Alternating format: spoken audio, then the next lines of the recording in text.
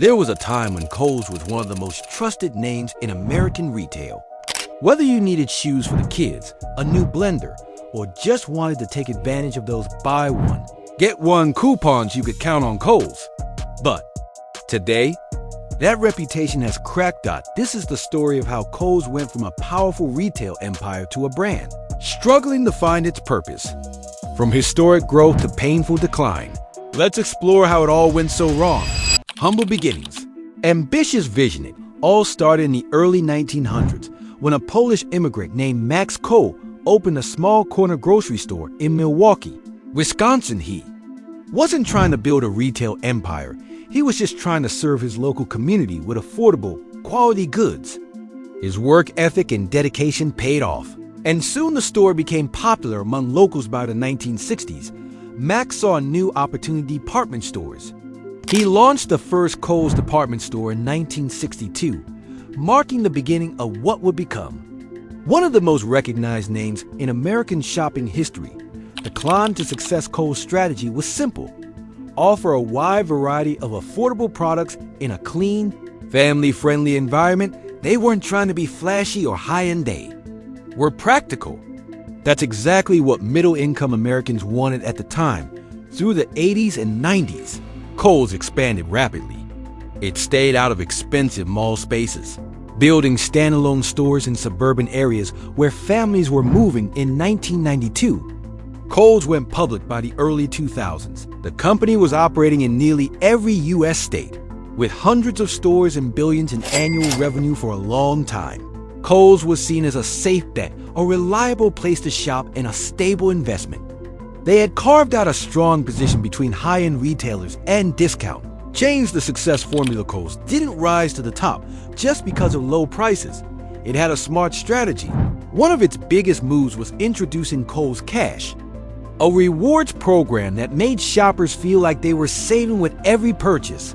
Customers loved the idea of earning coupons they could use later, which kept them coming back. Another key strength was their focus on private label brands, products made specifically for Kohls.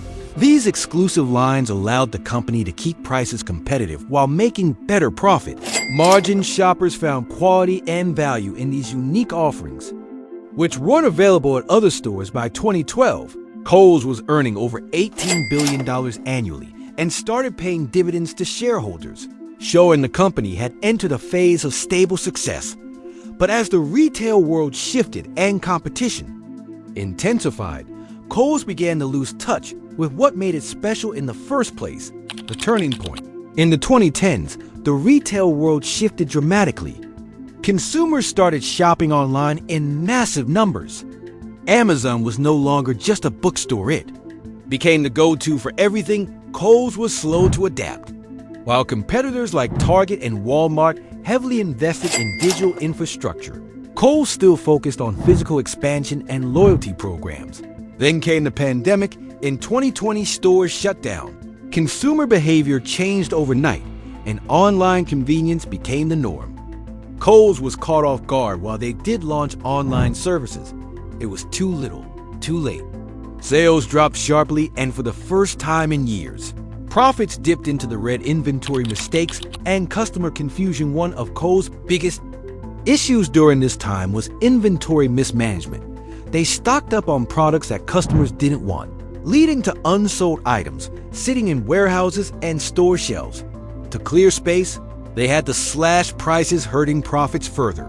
In some cases, they tried cutting out less popular sizes and departments, assuming it would simplify operations. But this only frustrated long-time shoppers. Petite sizes disappeared, jewelry counters were replaced with new sections. Customers felt like Kohls wasn't for them anymore. Stores reopened post-pandemic. Many loyal customers didn't return. Leadership drama and strategic confusion. Between 2020 and 2025, Kohls had several changes in top leadership, each promising to turn things around. One CEO pushed for innovation, another cut costs aggressively, and yet another tried partnerships with trendy brands. None of them stayed long enough to see meaningful results. 2025. One high-ranking executive was forced out after an internal conflict of interest scandal involving a supplier. Trust within the organization broke down. Employees were unsure of the company's direction, and investors became nervous. Leadership instability became one of the company's biggest weaknesses.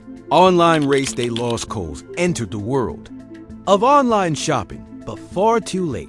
Their website was clunky, shipping was slow, and the mobile experience frustrated users, while competitors raced ahead with same-day delivery and smooth e-commerce. Kohls struggled to adapt. They tried to catch up with creative ideas like partnering with Amazon to handle product returns in stores. This boosted store visits, but didn't create loyal customers later. They added Sephora mini stores inside Kohls to appeal to younger shoppers. While this brought in a new audience, it also pushed away older customers who had been loyal for years. Instead of building a strong digital presence, Kohls relied too much on in-store promotions. In the fast-moving retail world, that wasn't enough. By the time they realized it, they were already far behind in the online race, and many customers had already moved on. Identity crisis. What made Kohls different before private brands? Exclusive styles and value-focused shopping slowly disappeared. Instead of doubling down on their strengths, they started offering more national brands, ones that customers could buy anywhere. The uniqueness faded. They also tried to make the stores look trendy, or something that confused their core demographic. Kohls had always been a family store. Trying to appeal to younger customers without keeping the old ones happy turned out to be a costly mistake. The brand slowly lost its voice, financial strain, and rising debt, while Kohls faced many public challenges. A quiet but serious issue was growing behind the scenes. Rising debt. For years, Kohls spent billions on stock buybacks to boost share prices and reward investors. While this created short-term value for shareholders, it weakened the company's long-term stability.